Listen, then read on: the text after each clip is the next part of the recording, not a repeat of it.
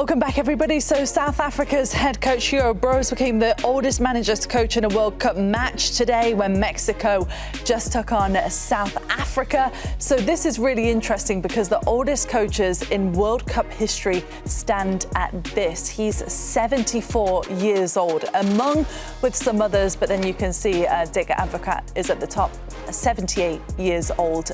This is really interesting, isn't it, boys? Because I mean, we're going to see it kind of top and turn as the competition goes on as to who is the oldest manager in the competition. 74 years old, Grill, is that surprising to you? No, not really. No? I don't think so. 74 used to be old. I don't think it's old anymore. To be coaching in a World Cup, though, is that pretty impressive?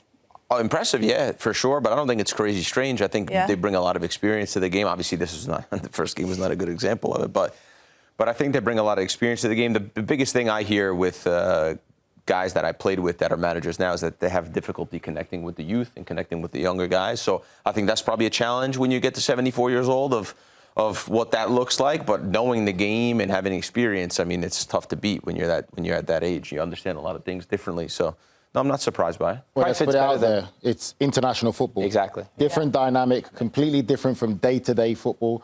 So you can be old at that age to coach international football because you don't have to deal with these players for everyday consistent period in, week out of games. Mm-hmm. You get them for a small period of time, you do what you have to do and go. So you don't really have to connect that much because there's a different level of when you go and represent your country or your nation, there's an expectancy of, got to go out there and perform and you got to do your job. Mm-hmm. I don't have to connect with you. You got to go and perform. Because if you don't perform, the fans will see it, the press will see it, and they'll handle you. Or give you. And I suppose that's the difference, isn't it, with international football and club football? Because if you're a player and you don't like the manager, you just, a lot of the time, one of you leaves and goes somewhere else. In international football, you don't have that luxury. We're going to play some predictions now, but let's just start with this one. Obviously, we can't do yes or no for this. We're going to predict what age range we think the manager that wins the World Cup will be in. Will it be 50 to 60, 60 to 70, or 40 to 50, obviously, is the one before that?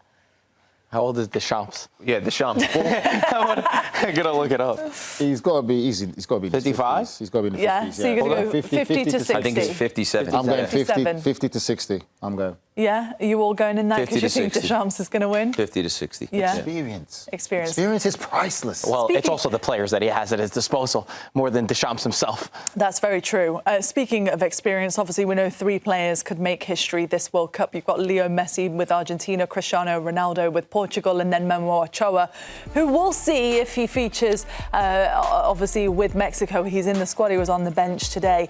Ronaldo with Portugal, what a fairy tale finish it will be. Because you've got to imagine that this is Ronaldo and Messi's last World Cup, surely, right? Well, yeah. Ronaldo, you never know.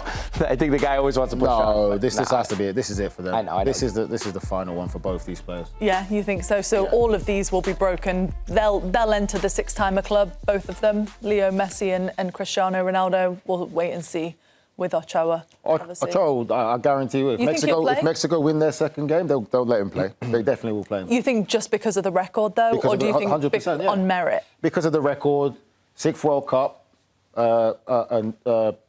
in Mexico, I think that they'll do something for him and give him that opportunity to play a game, definitely. OK, we'll see.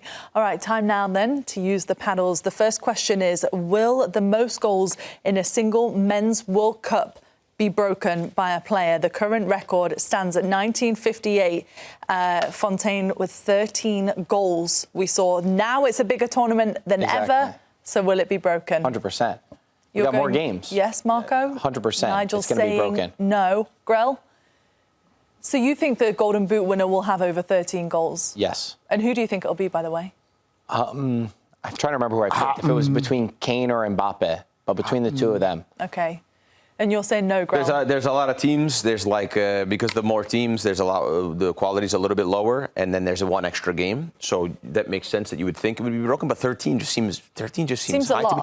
Especially when now, during the group stage, you can manage your team a little bit more. You don't need to play the top players all the time. You want to actually get to the quarterfinal, the 16. You want to get your best players fresh. So I don't think they'll be playing every single game. The group stage games, you don't need to play all of them. I agree with that. I think that there'll also be rotation as well as managers start to plan ahead. If you get the job done in the group stages, you're not going to play your top strikers.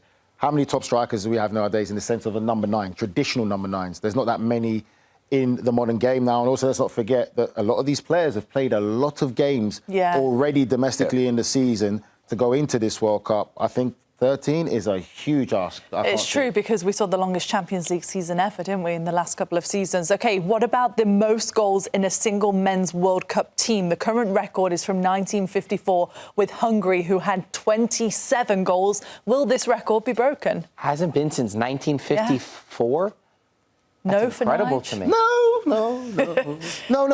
No. Marco, yes. I think the game has opened up a lot. I think teams want to score.